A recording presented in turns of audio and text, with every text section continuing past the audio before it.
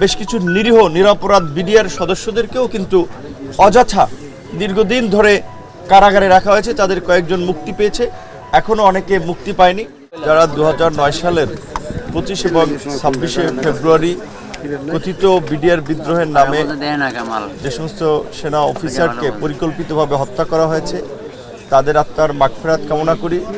স্বজনহারা পরিবারের প্রতি আমরা সমবেদনা জানাই, সরকারকে ধন্যবাদ জানাই যে তারা দেশের স্বাধীনতা সার্বভৌমত্ব রক্ষায় সেনাবাহিনী যে অতন্দ্র ভূমিকা পালন করে আসছিল এবং পরিকল্পিতভাবে দেশের স্বাধীনতা সার্বভৌমত্বকে ক্ষুণ্ণ করার জন্য, সেই সেনাবাহিনীকে পঙ্গু করার জন্য যে একটি পরিকল্পিত হত্যাযজ্ঞ চালানো হয়েছিল, সেটির বিচার বিগত সরকার তো করেই নেই, সেনা সদস্যদের প্রতি ন্যূনতম সম্মানও দেখায় নাই। সেখানে ছাত্র জনতার গণ অভ্যুত্থান পরবর্তী অন্তর্বর্তীকালীন সরকার অন্তত 25শে ফেব্রুয়ারিকে জাতীয় শহীদ সেনা দিবস হিসেবে ঘোষণা করেছে।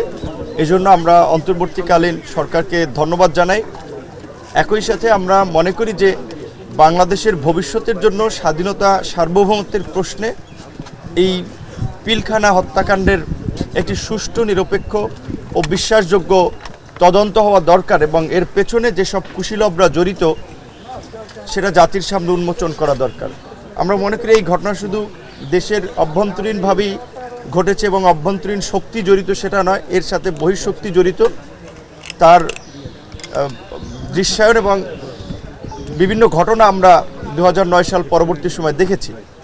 একটা স্বাধীন সার্বভৌম গণতান্ত্রিক রাষ্ট্রকে কিভাবে একটি ব্যর্থ অকার্যকর রাষ্ট্রে পরিণত করা যায়, তার জন্য 2009 সাল থেকে পরবর্তী সময় বাংলাদেশের বিভিন্ন প্রতিষ্ঠানগুলো আপনারা দেখেছেন ধ্বংস করা হয়েছে, গণতন্ত্রকে হত্যা করা হয়েছে এবং দেশে একটা একদলীয় শাসন কায়েম করে কার্যত বাংলাদেশকে একটি ভিনদেশী করদ রাজ্যে পরিণত করেছিল।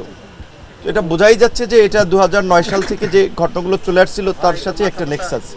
সেই জায়গা থেকে আমরা দেখেছি যে সাবেক স্বরাষ্ট্র প্রতিমন্ত্রী ছিলেন, আপনারা দেখেছেন জনাব তানজিম আহমেদ সোহেল তাজ, তিনি গতকালকে সোশ্যাল মিডিয়াতে তার ভেরিফাইড ফেসবুক পেজে স্ট্যাটাস দিয়ে তিনি বলেছিলেন যে এই ঘটনায় তিনি পূর্ণ সহায়তা করতে চান।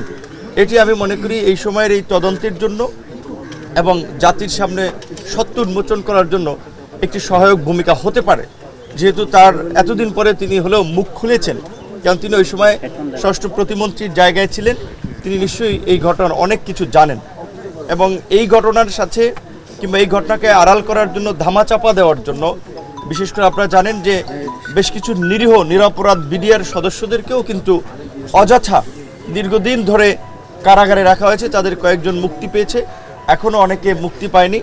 এই ঘটনার যেমন আমরা বিচার চাই, একটা সুষ্ঠু নিরপেক্ষ বিশ্বাসযোগ্য তদন্ত চাই, একই সাথে এই ঘটনা যেন উদরপিণ্ডি বুদর ঘাড়ে চাপিয়ে ধামাচাপা দেওয়ার চেষ্টা না করা হয়, সেজন্য আমরা নিরীহ নিরপরাধ বিডিআর সদস্যদেরও আমরা মুক্তি দাবি করছি এবং এই ঘটনা যেন ভবিষ্যতে না ঘটতে পারে সেরকম একটি দৃষ্টান্তমূলক ব্যবস্থা এই ঘটনা যারা জড়িত তাদের বিরুদ্ধে নিতে হবে। জেনেক্সে শিফট করো, লাইফকে লিফট করো। আপনারা একটা বিষয় লক্ষ্য করেছেন, বাংলাদেশের এই জাতির ঐতিহাসিক সংকটগুলোতে সেনাবাহিনী সবসময় জনগণের পাশে এসে দাঁড়িয়েছে, জনগণের কাতারে এসে সামিল হয়েছে। 1971 থেকে শুরু করে 75 কিংবা 90 কিংবা সর্বশেষ 2004, আপনারা যদি বাংলাদেশের ঐতিহাসিক পরিবর্তনের প্রেক্ষাপটগুলো লক্ষ্য করেন, প্রতিটি প্রেক্ষাপটেই দেখবেন যে সেনাবাহিনী একটা সাহসী ভূমিকা এবং জনগণের সাথে ছিল। আমরা দেখতে পাচ্ছি এখন কিছু কিছু মহল সামরিক বাহিনীকে এই গণ অভ্যুত্থানের অংশীজনদের মুখোমুখি দাঁড় করানো কিংবা সামরিক বাহিনীকে নিয়েও নানান ধরনের একটা প্রোপাগান্ডা ছড়াচ্ছে, বিভ্রান্তি ছড়াচ্ছে। এটি আমাদের দেশের জন্য মঙ্গল হবে না। আমরা সেটির বিষয়ে দেশবাসীকে সতর্ক করছি এবং একই সাথে সেনাবাহিনীর এই 2024-এও যে জনগণের প্রতি তাদের যে সংহতি এবং জনগণের কাতারে এসে যে তাদের দাঁড়ানো, এই সেনাবাহিনী, সাহসী সেনাবাহিনীকে আমরা অবশ্যই ধন্যবাদ জানাই। একই সাথে আয়নাঘরের মতো আপনার এই মধ্যযুগীয় বর্বর নির্যাতন নিপীড়নের সাথেও যারা জড়িত ছিল, হয়তো সেটা সেনাবাহিনীর কতিপয় কর্মকর্তা, সবাই না। এই পিলখানা বিডিআর হত্যাকাণ্ড এবং তদন্তের পাশাপাশি আয়নাঘরের মতো মানবতা বিরোধী অপরাধেও যারা জড়িত তাদেরকেও বিচারের মুখোমুখি করা দরকার। ইতিমধ্যেই তাদের কয়েকজনকে গ্রেপ্তার করা হয়েছে। আশা করি বাকিদেরকে গ্রেপ্তার এবং বিচারের মুখোমুখি করার মধ্যে দিয়ে সেনাবাহিনীর দায় মুক্তি হবে।